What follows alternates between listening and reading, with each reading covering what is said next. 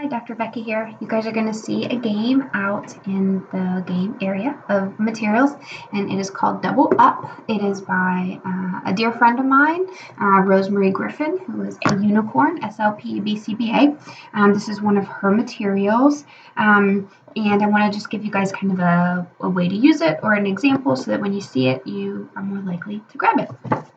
So, inside the game, you are going to see a bunch of game boards of different colors. So there's blue, that is hygiene nouns.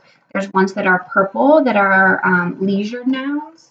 And then we've got hygiene actions and leisure actions.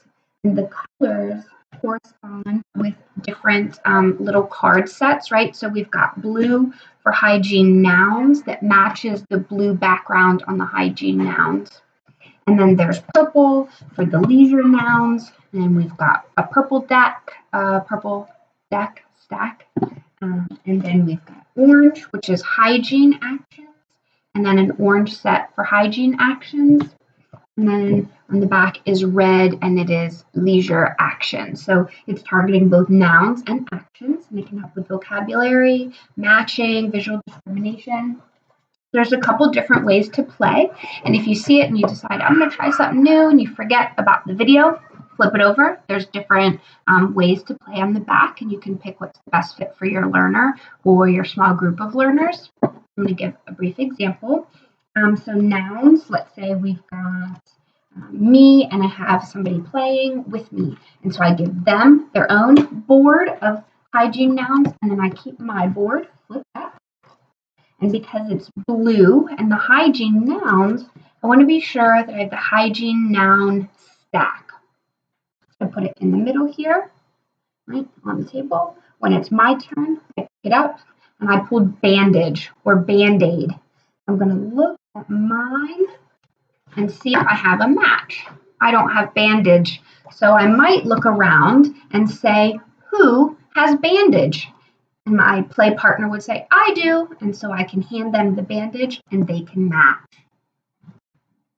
Another way could be that if you're using the bandage, let's say the same example, for learners who have more language, we might hand it to the person, or if I'm me with one other kiddo, I might say, when would we need a bandage? Or where would we put a bandage? Or can you remember a time when you needed a bandage, right? That would be an extension. Maybe if we're playing with a learner who has limited communication or no vocal verbal communication yet, right? The power of yet. I might say, I don't have the bandage. You have the bandage. And I'm pointing from the card I drew, which was bandage, to their bandage. And then maybe I'd say, here's a match. And I just model putting it down for them. So again, it's a way to model matching skills. So it's that teaching piece before we do a test. And it's really functional items, right? So we've got functional nouns here for hygiene as well as for leisure. So both are important skills. Both are important repertoires of language to have. And it's a way to kind of model and use that language with the visuals.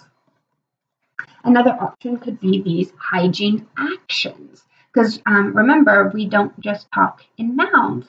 I don't kind of walk around saying cup, plate, right? I also need to talk about what I'm doing with the cup and the plate, right? Maybe I'm drinking or eating or stacking or washing. And so we want to be sure that our kids have exposure to that teaching of actions, not just nouns. So we would play this in the same way. I would put my orange card there, doing hygiene actions. I'm going to be sure to grab the right stack, which is our orange matching stack of hygiene actions. I'm going to put them in the middle. And while I'm modeling with a kind of two people, you could play this in a larger group. Goes on your learner, right? So I picked one up and it says blowing nose. I'm looking. I don't have blowing nose, so I wouldn't have a match here. And again, we can do the same thing that we would do with with kind of the hygiene nouns. I might say, who has blowing nose? If we've got kids who are able to say that. And they might say, I have blowing nose. And we would give it to them as a match. Or if our kids don't yet have that language, we might say, I see that you have blowing nose. Here's a match. Again, we could do the same extension. Why might he be blowing his nose? Or when do we blow our nose? Or maybe even what is he blowing his nose with? So again, it's ways to make associations between blowing our nose when we're sick or we have a runny nose. And so that could be a way to extend up. And again, for our earlier learners, we might just be modeling matching. Here's blowing nose, you have blowing nose, and matching it for them. A helpful way to look at associations as well, right? So even just the design, it's orange, so these all go together. All of these different actions go together. They're a class of hygiene actions. And so remember, when we are teaching our kids, we're trying to make connections between different things to help them learn. I hope that this is helpful, and I hope that if you guys, or when you guys see the double up game in the resources, that you're not afraid to take it out and use it. And I'd love to hear how you like it. Thanks.